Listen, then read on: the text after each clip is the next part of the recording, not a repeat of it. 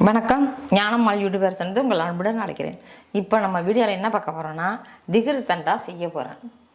ஏன்னா அதுக்கு என்ன இப்போ வந்து பால் காய்ச்சிக்கிட்டு இருக்கிறேன். இந்த பால் வந்து இப்போ 1/2 லிட்டர் பால் நான் ஊற்றிருக்கேன்.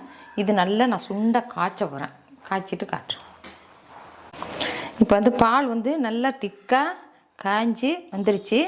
இப்போ வந்து நான் இந்த ரோஸ் மில்க் எசன்ஸு ஒரு சொட்டு ஊற்றுறேன். இதை பாருங்க.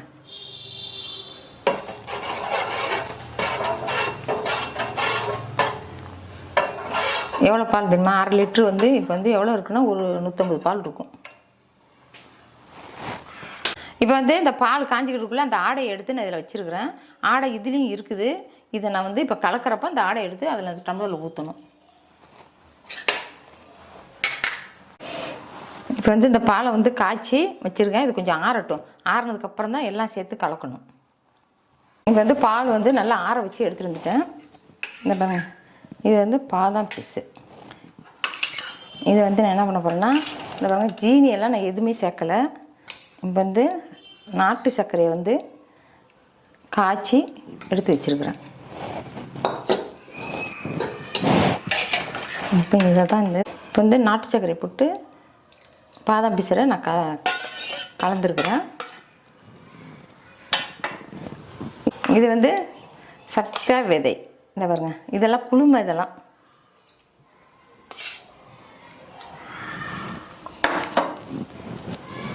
இது வந்து கடல் பாசி வந்து நான் வெல்லம் போட்டு காய்ச்சி சின்ன சின்னதாக கட் பண்ணி வச்சுருக்கேன்.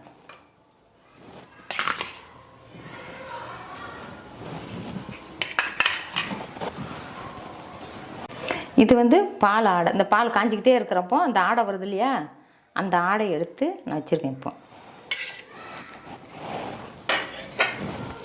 இது வந்து பாலை நல்லா சுண்ட காய வச்ச பால்,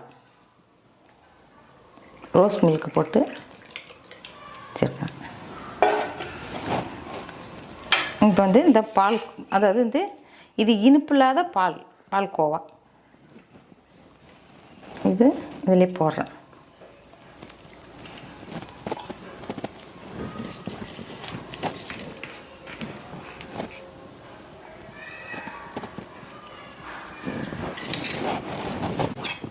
இந்த பாருங்க, நான் ஐஸ்கிரீம் வந்து இப்போ நான் வாங்கி வச்சுருக்கிறேன். இதில் போடுறேன்.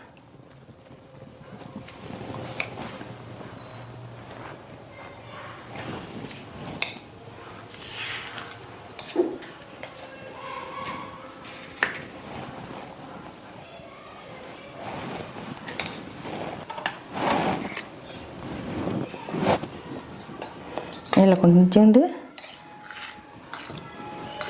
சர்க்கரை பாவு,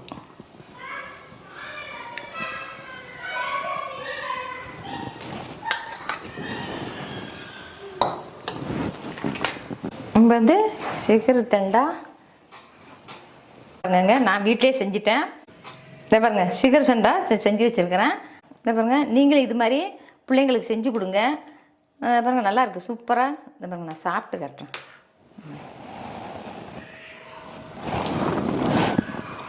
சூப்பராக இருக்குது. நீங்கள் வந்து என்ன பண்ணுறீங்கன்னா, இது வெயில் காலத்தில் வந்து கூலிங்காக வச்சு சாப்பிடணும். இது வந்து இப்போ வந்து சீசன் சரியில்லைங்கிறதுனால நீங்கள் வந்து இப்போ செஞ்சதுமே சாப்பிட்டுக்கலாம். அப்படி இல்லை அப்படின்னா நீங்கள் வெயில் காலத்தில் செஞ்சு பிள்ளைங்களுக்கு கொடுங்க. இது நல்லா இருக்குது, சூப்பராக இருக்குது. இது மாதிரி நீங்களும் செஞ்சு சாப்பிட்டு பார்த்துட்டு பிள்ளைங்களுக்கும் கொடுங்க. இந்த வீடியோ பிடிக்குன்னு நினைக்கிறேன். லைக் பண்ணுங்கள், ஷேர் பண்ணுங்கள், சப்ஸ்கிரைப் பண்ணுங்கள். நன்றி, வணக்கம்.